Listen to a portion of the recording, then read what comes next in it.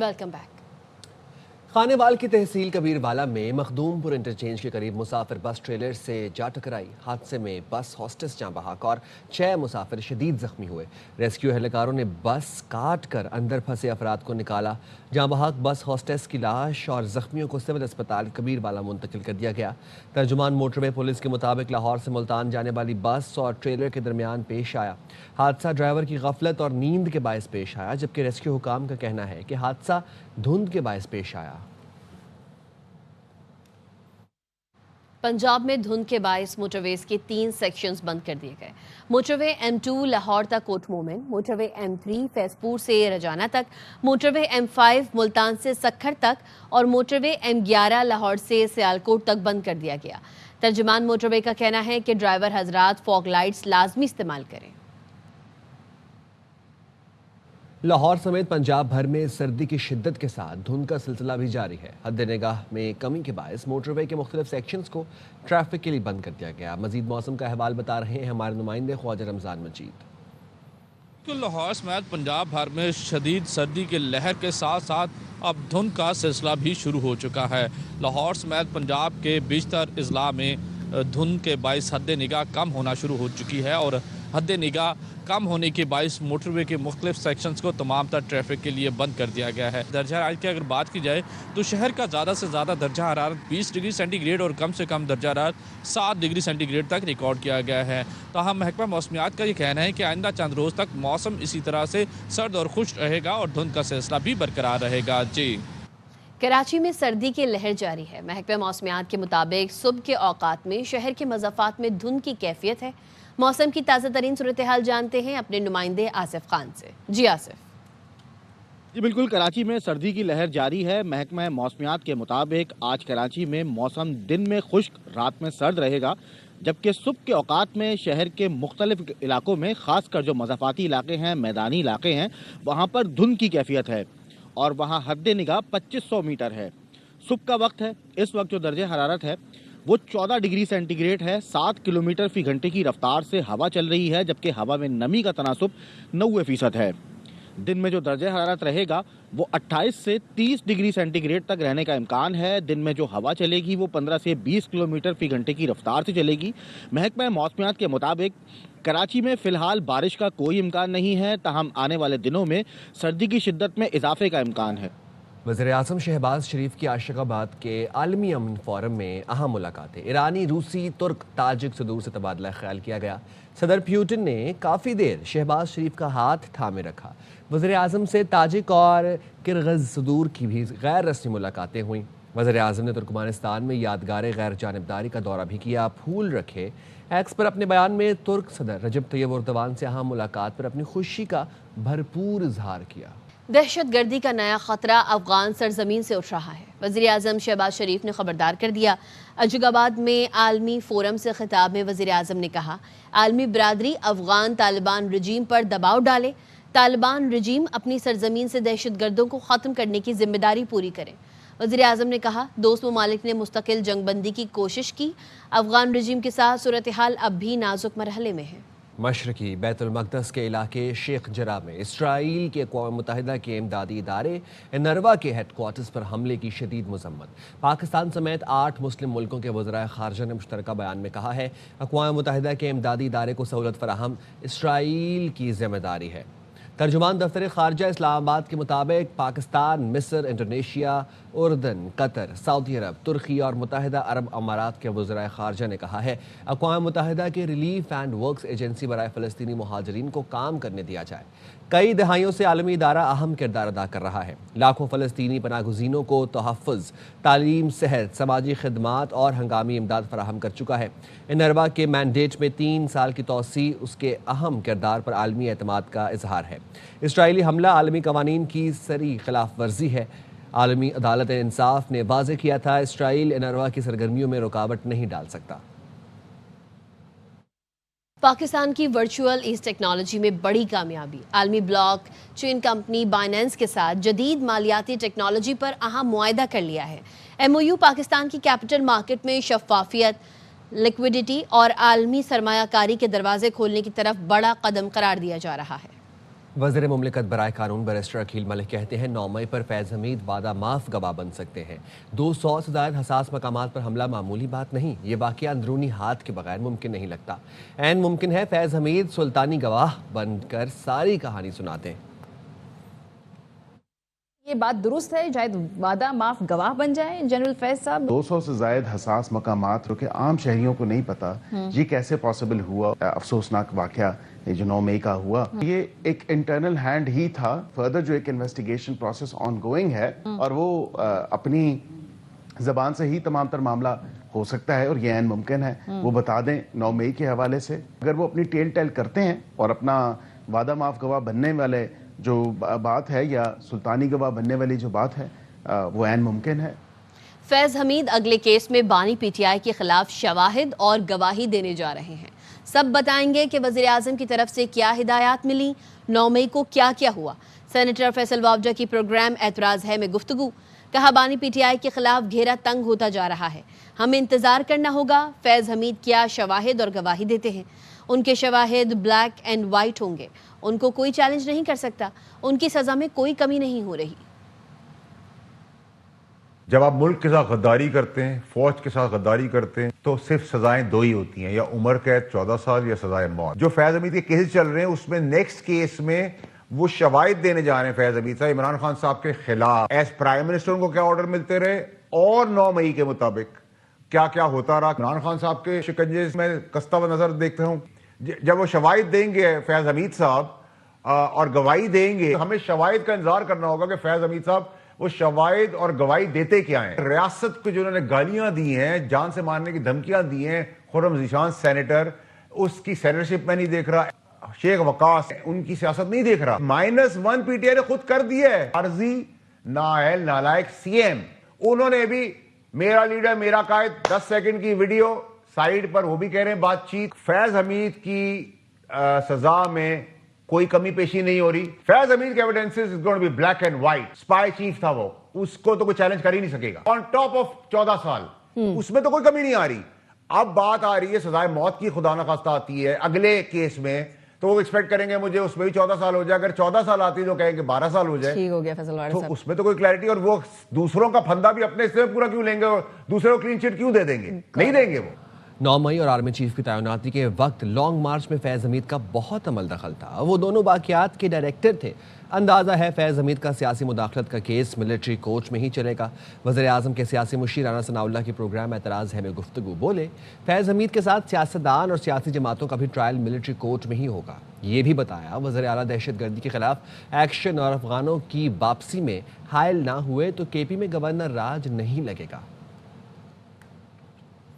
मेरा अंदाज़ा है कि 9 मई के वाक़यात हैं और उससे पहले जो एक लॉन्ग मार्च हुआ था जब आर्मी चीफ की तैनाती होनी थी, इनमें जो है वो फैज़ हमीद साहब का बहुत अमल दखल था और पीटीआई की जो लीडरशिप है टॉप लेवल की, वो फैज़ हमीद साहब के साथ राब्ते में थी और फैज़ हमीद साहब ही शायद उस लॉन्ग मार्च के भी जो है वो डायरेक्टर थे और 9 मई के वाक़यात में भी उनका हाथ था। तो अगर वो प्रोसिक्यूशन होती है फैज़ हमीद साहब के ख़िलाफ़, इन इल्ज़ामात में केस चलता है, तो लाजमी बात है कि उनके साथ जो सियासतदान मुलव्वस थे उनको भी कोई एक्यूज़ के तौर पे जो है वो प्रोसिक्यूट किया जाएगा। ज़ाहिर है कि मिलिट्री कोर्ट में चलेगा। चीफ मिनिस्टर केपी के अगर 2 चीज़ों में हायल ना हुए तो कोई गवर्नर राज जो है वो नहीं लगेगा। दहशत गर्दी से मुतल्लक जो फेडरल गवर्नमेंट की और फौज की पॉलिसी है उसमें वो हायल ना हो। दूसरा ये है कि वो किसी सूरत भी अफगानिस्तान के लोगों की उनके मतलब जो पॉलिसी है फेडरल गवर्नमेंट की कि उनको वापस भेजा जाए, उसमें वो रुकावट ना डाले। नवाज शरीफ और मरियम नवाज के साबिक तर्जुमान मोहम्मद जुबैर का कहना है कमर बाजवा शदीद नाराज होना शुरू हो गए थे। उनका कहना था मरियम नवाज को चुप करा दें तो सब ठीक हो जाएगा। द रिपोर्टर्स में बात करते हुए साबिक गवर्नर सिंध ने कहा कमर बाजवा का ख्याल था नून लीग के मीडिया सेल से सारी प्लानिंग होती है। कमर बाजवा ने खुद मेरी फैज़ हमीद से मुलाकात कराई। कमर बाजवा किंग मेकर बनना चाहते थे। उन्होंने नवाज शरीफ के खिलाफ फैसले करवाए ताकि बानी पीटीआई के लिए रास्ता हमवार किया जा सके।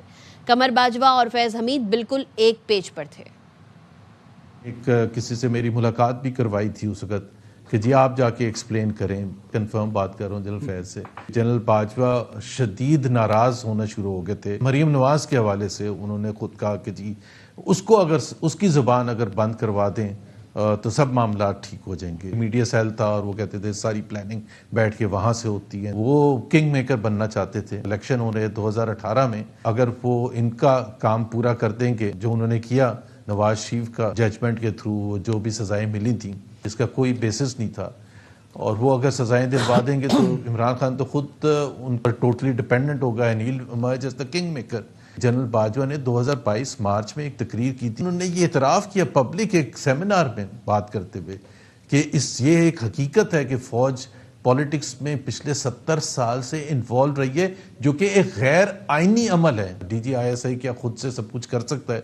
कैसे मुमकिन हो सकता है? एक डायरेक्शन होती है। Faiz Hameed and general Bajwa were on same page exactly, बिल्कुल, चाहे वो कोर्ट के केसेस थे नवाज शरीफ के, मरीम नवाज के और PMLN लीडर्स के। अपने और पराये की पहचान रखना है पर परायों पर भरोसा नहीं करना। नून लीग के कायद नवाज शरीफ ने कहा है असूलों पर कोई समझौता नहीं होगा। इलेक्शन में टिकट देने के लिए पक्के साथियों को देखना है। लाहौर में आज़ाद कश्मीर और गिलगित बल्तिस्तान के ओहदेदारों से गुफ्तगू में मजीद कहा फिजा बहुत अच्छी है, इलेक्शन में नतीजा भी अच्छा आना चाहिए।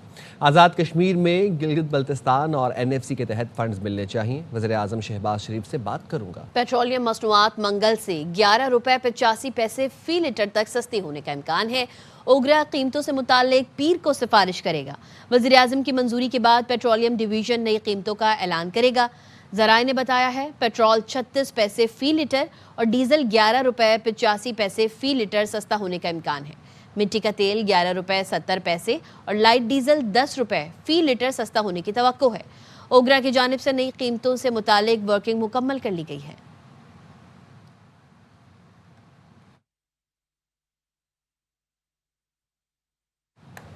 और इसी के साथ ही न्यूज़ स्टूडियो से वक्त हुआ है एक ब्रेक का। साथ रहिए।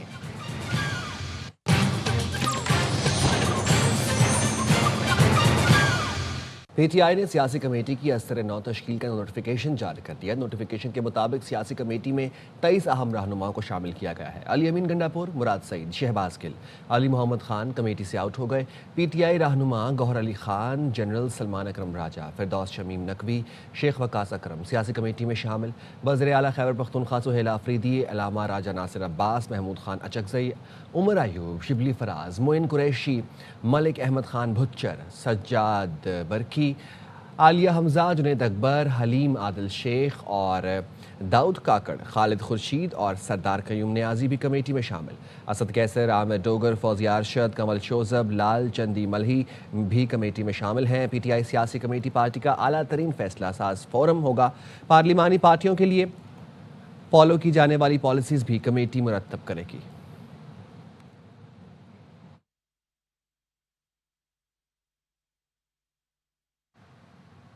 कराची में न्यू एमिजिना रोड का शोरूम पर फायरिंग पर मरकजी मुलजिम SIU से मुकाबले के बाद पकड़ा गया।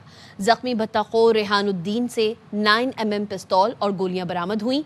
SSP मोहम्मद इमरान के मुताबिक 2 भत्ताखोर पुलिस पर फायरिंग करते हुए फरार हो गए। मुलजिमान की फायरिंग से पुलिस मोबाइल को नुकसान पहुंचा, एहलकार महफूज रहे। मुलजिम रेहानुद्दीन वसीउल्लाह लाखो और समद काठियावाड़ी के ग्रोह का अहम कारिंदा है। मुलजिम ताजरों से भत्ताखोरी में मुलव्वस था और ग्रोह सरगना की हिदायत पर ताजरों को फायरिंग करके खौफजदा करता था। मफरूर मुलजिमान की गिरफ्तारी के लिए टीम्स तश्कील दी जा रही हैं। कराची में मनशियात फरोशों की सरपरस्ती करने का इल्ज़ाम SHO कायदाबाद समेत 3 एहलकार मुअत्तल। तहकीकात शुरू कर दी गई। SSP मलीर ने बताया शाह लतीफ़ के इलाके में कार्रवाई के दौरान मनशियात फरोशों को मनशियात समेत गिरफ्तार किया गया। मुलज़मान ने पुलिस के सामने इंकशाफ किया वो कायदाबाद पुलिस के अफसर को रिश्वत देते थे। SSP मलीर के मुताबिक मुअत्तल एहलकारों के खिलाफ SP मलीर तहकीकात करेंगे। गिरफ्तार मनशियात फरोशों से पुलिस हुकाम मजीद तफ्तीश कर रहे हैं। पैदल सड़क क्यों अबूर की? लाहौर में शहरी को गिरफ्तार कर लिया गया। शहरी अरसलान के खिलाफ मुकदमा पुलिस की मुद्दत में थाना डिफेंस C में दर्ज किया गया। FIR के मुताबिक शहरी अरसलान ने नवाज शरीफ इंटरचेंज पर रिंग रोड पैदल क्रॉस किया। शहरी की कोताही के बाइस बड़ा हादसा रोनुमा हो सकता था। अरसलान को बाद में जमानत पर रिहा कर दिया गया। नोबेल अमन इनाम याफ्ता ईरानी इंसानी हुकूक की कारकुन नरगिस मोहम्मदी को मशहद से गिरफ्तार कर लिया गया। नरगिस मोहम्मदी इंसानी हुकूक के मारूफ वकील खुसरो अली कर्दी की बरसी की तकरीब में आई थीं। उनके साथ कई दूसरी खवातीन को भी हिरासत में लिया गया। नरगिस मोहम्मदी तिब्बी वजूहात की बिना पर आर्जी रिहाई पर थीं। ईरानी हुकाम की जानिब से गिरफ्तारियों पर ताहाल कोई सरकारी बयान जारी नहीं किया गया। और खबर देंगे आपको चकवाल से। कोट काजी के करीब मोटरसाइकिल की सड़क किनारे खड़े टैंकर से टक्कर। हादसे में मोटरसाइकिल सवार 2 अफराद जाँ बहक हो गए और तर्जुमान रेस्क्यू के मुताबिक जाँ बहक अफराद की शनाख्त बिलाल और फैसल के नाम से हुई है। कोट काजी के करीब मोटरसाइकिल की सड़क किनारे खड़े टैंकर से टक्कर आ गई। हादसे में मोटरसाइकिल सवार 2 अफराद जाँ बहक हो गए और तर्जुमान रेस्क्यू के मुताबिक जाँ बहक अफराद की शनाख्त बिलाल और फैसल के नाम से हुई। चकवाल में अफसोसनाक वाक़या पेश आया है, जहां पर कोट काजी के करीब मोटरसाइकिल की सड़क किनारे खड़े टैंकर से टक्कर हुई और इस हादसे में मोटरसाइकिल सवार 2 अफराद जाँ बहक हुए, जबकि तर्जुमान रेस्क्यू ये बता रहे हैं कि जाँ बहक अफराद की शनाख्त बिलाल और फैसल के नाम से हुई है। कस्टम्स इन्फोर्समेंट ने कोयटा में कई मकामात पर छापे मारकर 50 करोड़ रुपए मालियत का स्मगल शुदा सामान बरामद कर लिया। एफबीआर के मुताबिक बरामद अशिया में चालिया, सिगरेट, चाइना नमक, भारतीय अद्वियात शामिल हैं। जब्त की गई चीज़ों में स्किम्ड मिल्क पाउडर, फाजिल पुर्जे और खजूर शामिल हैं।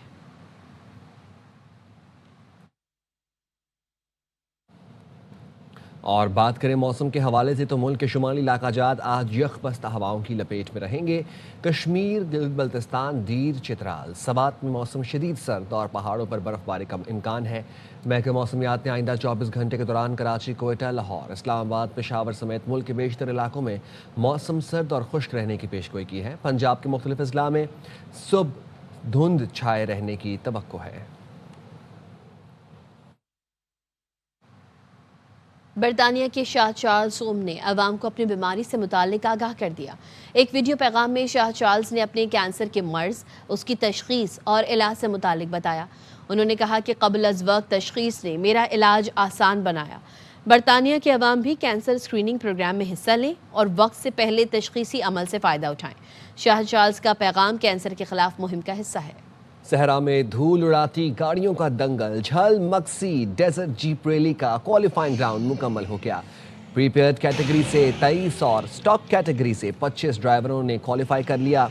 प्रीपेड कैटेगरी में जेंद हूत पहले नंबर पर रहे। दिफाई चैंपियन फैसल शादी खैल ने मुकर्रा फासला 1 मिनट 34 सेकंड में तय करके क्वालिफाई किया। रैली में आज स्टॉक कैटेगरी के मुकाबले होंगे। पीएसएल की मकबूलियत यूरोप, अमेरिका और मशरकी वस्ता में बढ़ रही है। 2 नई टीम्स के लिए बिड जमा कराने की डेडलाइन बढ़ा रहे हैं। चेयरमैन पीसीबी मोहसिन नकवी का एक्स पर पैगाम, कहा डेडलाइन 1 हफ्ता बढ़ा दी, 22 दिसंबर तक बिड जमा कराई जा सकती है। नए ओनर्स को पीएसएल फैमिली में खुशामदीद कहने के लिए पुरजोश हैं। अंडर 19 एशिया कप में शाहीनों की शानदार शुरुआत। पहले मैच में मलेशिया को 297 रन से रोंद डाला। दुबई में मलेशियन टीम 346 रन के ताकुब में 48 पर ढेर हो गई। कौमी टीम अपना अगला मैच इतवार को रवायती हरीफ भारत से खेलेगी। नेशनल गेम्स के मुख्तलिफ खेलों के फाइनल राउंड मुकम्मल हो गए। मेडिकल की जंग में पाकिस्तान आर्मी ने सबको पीछे छोड़ दिया। विमेंस स्क्वैश में ज़ैनब खान, मेंस में नूर जमान कामयाब रहे। अब तक के लिए इतना ही। देखते रहिए ARY न्यूज़।